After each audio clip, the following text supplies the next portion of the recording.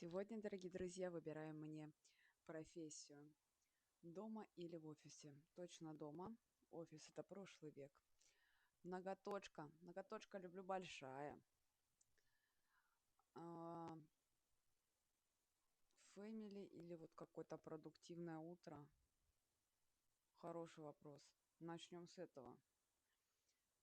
А, Кофе или энергетик? Я ни то не люблю на самом деле, но если уж выбирать, то энергетик. Колечко, золото, серебро, серебро, свой бизнес или работа в найме. Я бы хотела свой бизнес, я хочу быть начальницей. Машиночка вот такая или вот, ну вот это точно получше как-то, да? Если у вас были какие-то сомнения, отправляйте мне их на почту lada.pavlova.sobaka.sobaka. Всем пока!